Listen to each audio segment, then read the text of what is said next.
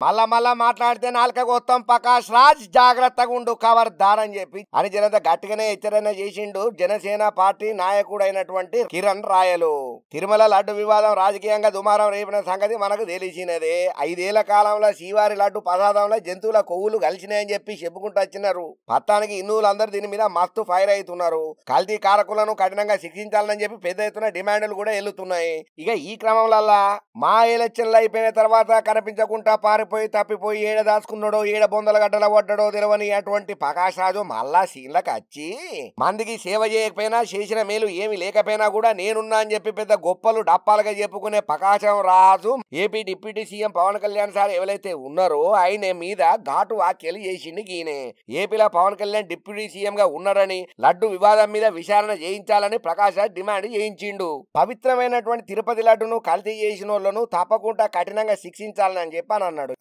ఇక ఇంతవరకు బాగానే ఉన్నది, మంచిగా మాట్లాడిండు అని అనుకుంటే వీని వంకర బుద్ధి ఇట్లా బయటపడ్డది ఇప్పుడు.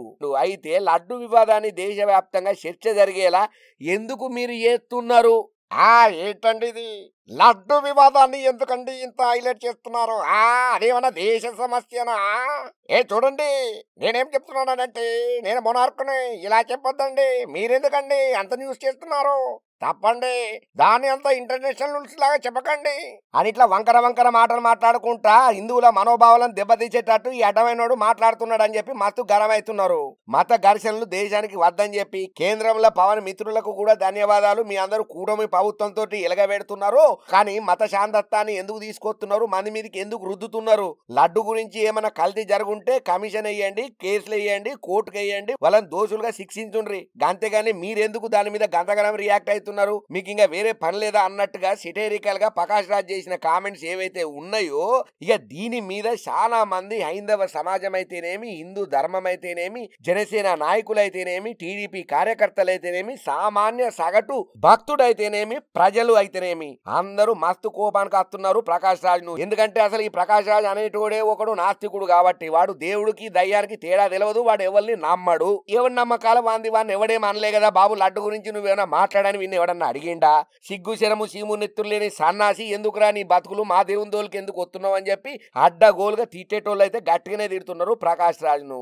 మళ్ళొకసారి ఇట్లా మాట్లాడితే నాలుక గోత్తం అని చెప్పి ఓ పక్కన కిరణ్ రాయలు మీటింగ్ పెట్టి మరి స్ట్రాంగ్ కౌంటర్ ఇచ్చిండు. ఇక ఈ మీటింగ్లల్లో జనసేన నాయకుడు కిరణ్ రాయల్ మాట్లాడుకుంటా దేవునికి ఏనాడైనా మొక్కిన ముఖమేనా అనేది? నువ్వు నాస్తికునివి, ఆయనకు దైవభక్తి లేదు, అసలు మనిషి మీద గౌరవమే ఉండదు, 24 గంటలు పబ్బులు క్లబ్బులల్లో తిరిగేటోనివి, నీకేం తెలుసు దేవుని గురించి? ప్రకాష్ రాజ్ చక్కగా మాట్లాడు, నోరు అదుపులో పెట్టుకో. మా తిరుపతి ఎంకన్న జోలికి, తిరుపతి లడ్డు జోలికి, మా సెంటిమెంట్ జోలికి, మేము ఆరాధ్య దైవంగా ఇష్టపడే మా దేవుళ్ళ జోలికి, హైందవ ధర్మం జోలికి వస్తే నీ తాట తీస్తాం. మేము తిరుపతిలో పుట్టినాం, తిరుపతిలో పెరిగినాం, హిందువులము. తిరుమల లడ్డుతోని ప్రపంచాన్ని జయించే సత్తా ఉన్నది మాకు. ఇది మా local emotional feeling. Tirumala laddu మీద సోషల్ మీడియాలో అవాస్తవాలు మాట్లాడొద్దు. తెలుసుకోకపోతే అన్ని మూసుకొని మూల కూసో.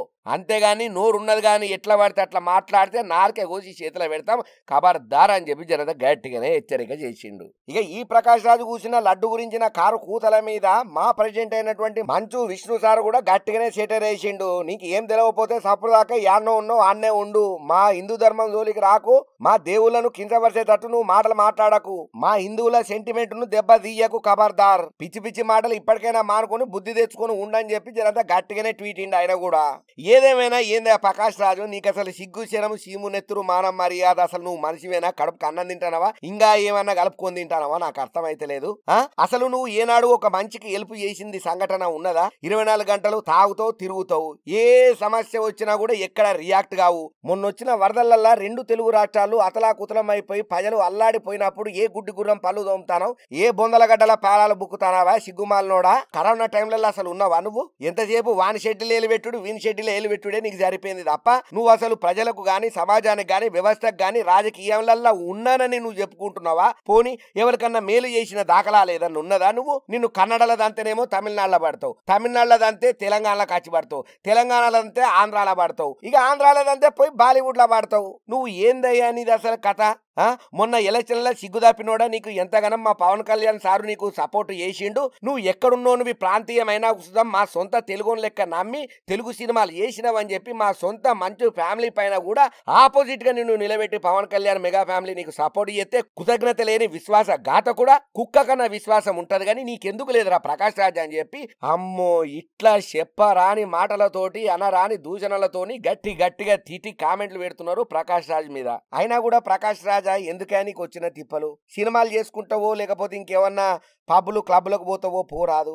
తిరుపతి లడ్డు అనే విషయం అది కల్తీ జరిగిందనేది చాలా సెన్సిటివ్ విషయం. అందులో పంది మాంసాలు చేపల నూనెలు కలిసినాయని చెప్పి చాలా కల్తీ అయిందని మేము చాలా మానసికంగా బాధపడతా అంటే సిగ్గుశరం లేని ఈ సన్నాసి మాటలు ఎందుకు ప్రకాష్ రాజ్ నీకు అని చెప్పి మస్తేసుకుంటున్నారు సోషల్ మీడియాలో భక్తులు.